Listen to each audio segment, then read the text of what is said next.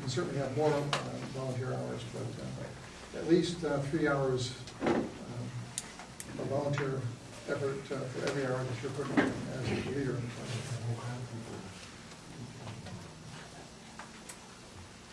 Other comments, questions? Is this helping, guys? Is this going at the right pace? Should I be going slower, faster? Yes, sir. Probably useful to point out a couple of scouts have had projects ideas go down in flames the first couple of times recently, so that, I don't think that's necessarily abnormal. It's not abnormal. But it does happen.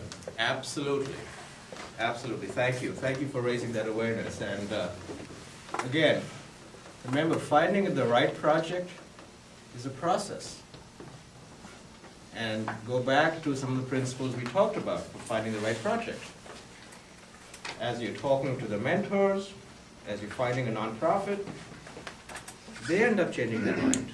That happened to some of our scouts here. Thomas, do you want to talk a little bit about, not to put you on the spot, but you went through a similar experience? For me, I went to one school.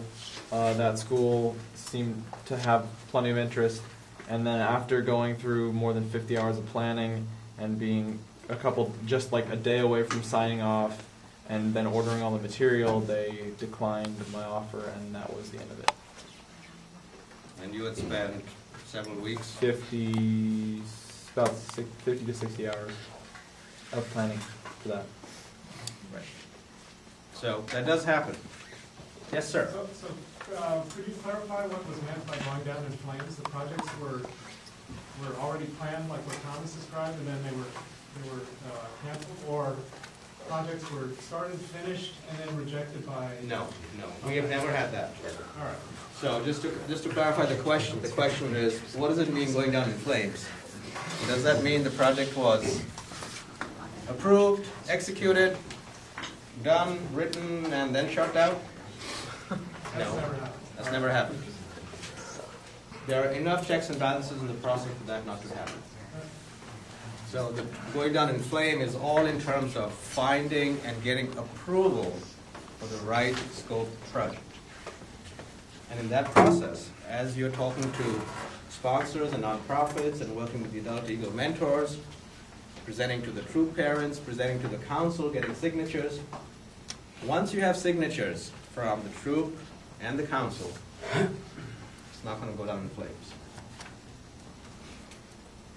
What might happen, in fact, what is probably very typical, is once you have your project approved and you're working on it, what you thought you were going to do and how you were going to do is going to be very different than what you actually end up doing. That is absolutely going to happen. And in fact, there's a section in your write-up that talks about what was different from what you thought you were going to do to what you actually did. One last point of clarification that might help the parents understand a little bit about Thomas's situation. He was working with a private school that had actually come to him through an indirect family member. Thomas spent literally 3 long meetings at the campus with the facilities director and the vice principal. So the facilities director and the vice principal represented to Thomas that they had concurrence with all other appropriate authorities at the school, and that the project was an absolute slam dunk going to happen. And one of the pre-commencement signatures that was required is from an individual who has authority for the organization, in this case the private school. That became the principal. So the 4th meeting to the campus that was to include the principal, who had previously always been too busy to meet with Thomas, and the principal got a look at the plans and the concept that had just been getting rave reviews from the vice principal and the facilities director, and the principal said, this absolutely won't work. So literally at that meeting, poor Thomas changed colors to something very pale, and the project was done. There was no chance of recovery. The mentor and I did a little bit of recap, trying to resurrect the project, and it was just gone. So There was no actual production effort that had gone on, but not to discount Thomas's effort and the mentors' times and the parents' participation for all of those meetings and the architectural drawings that Thomas had done, all of the costing for the project, and it just vaporized. So that's not the only one.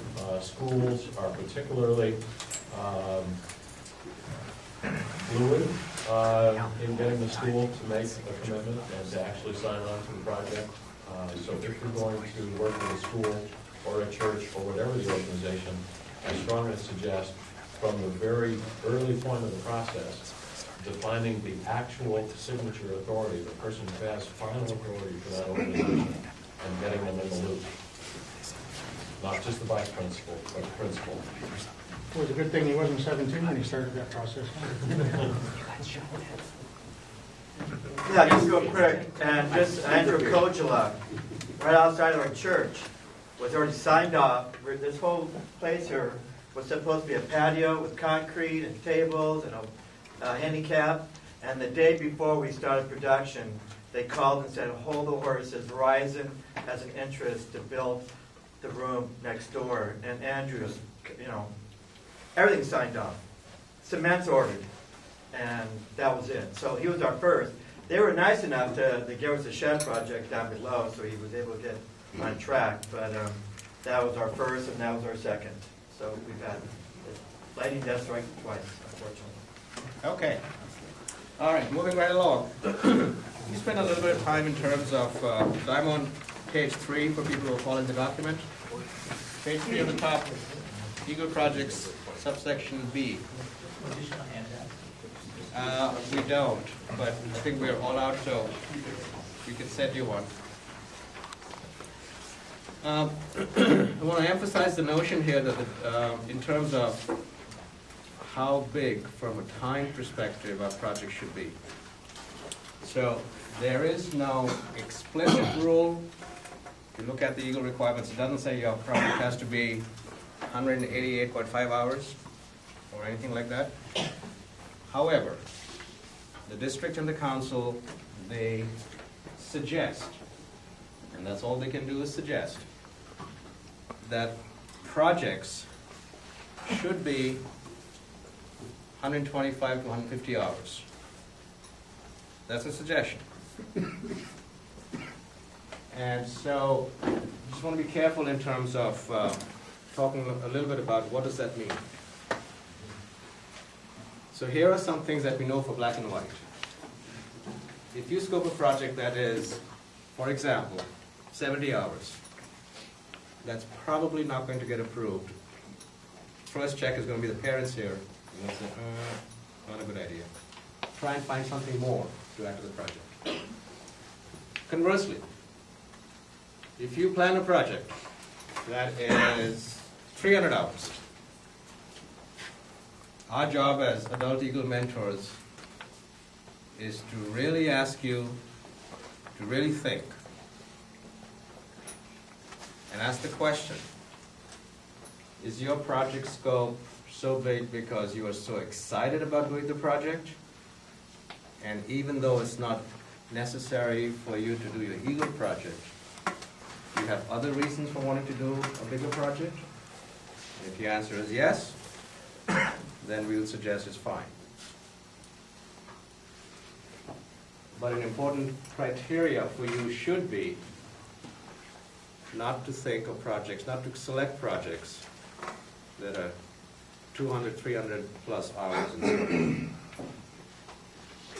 Does the mentor in this group or some of the other two projects have a guideline on helping a staff determine how long a project is going to take? Because it's sometimes hard to say how long doing something is going to take when you haven't actually done that. And this is all the thing. Right.